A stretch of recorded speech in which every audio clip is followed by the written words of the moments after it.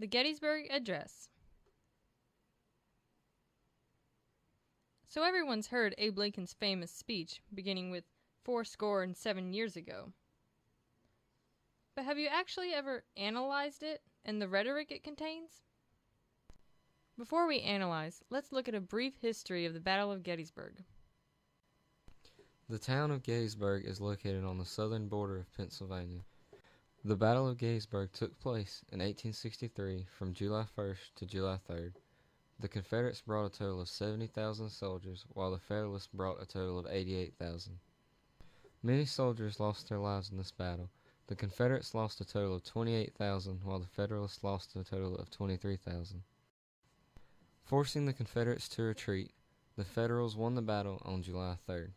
4 months later, on November 19th, Lincoln gave the Gettysburg Address to dedicate the battlefield as a military cemetery. Now that we've taken a brief look at the history, we'll examine the rhetoric that is used, starting with ethos.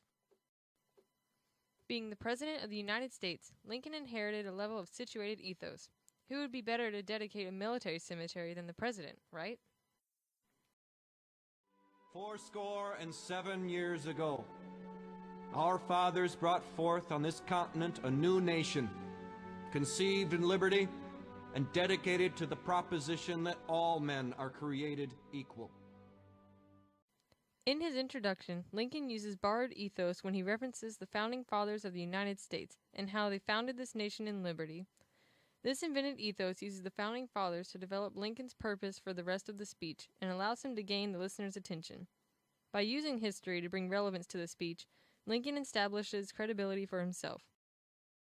Lincoln also uses invented ethos when he refers to those who gave their lives in the battle. In the third paragraph of the speech, he states, "The brave men, living and dead, who struggled here, have consecrated it far above our poor power to add or detract." This reference to the soldiers provides evidence that supports Lincoln's point that the citizens should continue to support the soldiers' cause and not give up. Next, let's take a look at pathos.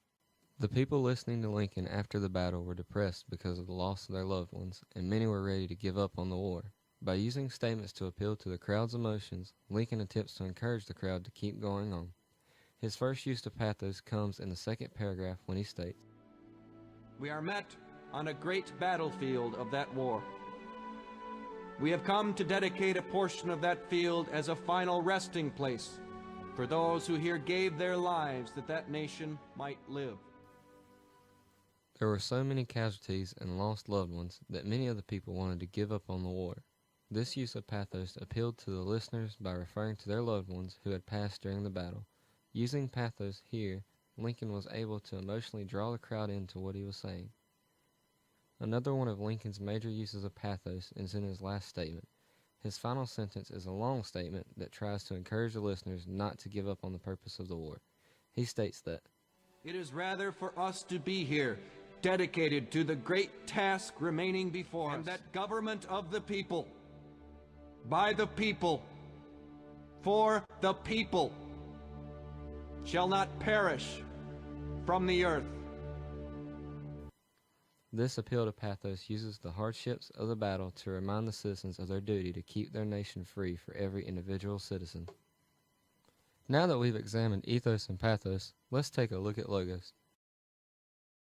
Lincoln uses logos by appealing to the audience's general knowledge and their most commonly held beliefs. He alludes to the common cultural understanding of duty to one's country. Having lost their loved ones, most of the audience recognized that the battlefield could not have been consecrated more than by the soldiers that fought there. Most would also agree that it was the citizens' duty to continue on and pursue the soldiers' purpose.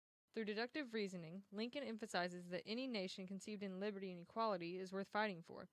This leads to the premise that both fighting and dying for what you believe in is noble.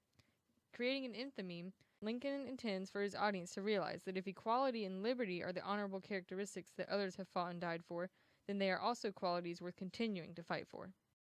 On a final note, Lincoln's Gettysburg Address is a great example of an epidictic speech or a ceremonial oratory. Often used as a way to give praise and honor during ceremonies, Lincoln uses epidictic speech to dedicate the battlefield to those who lost their lives fighting there. This type of speech allows Lincoln the ability to gently approach the crowd with an admirable tone. Even with the massive number of soldiers dead because of the battle at Gettysburg, Lincoln uses his short yet powerful speech to encourage the citizens to not give up and to continue on the soldiers' purpose for fighting. Lincoln is able to do so by using the rhetorical appeals of ethos, pathos, and logos, along with using an admirable tone and an epidictic speech.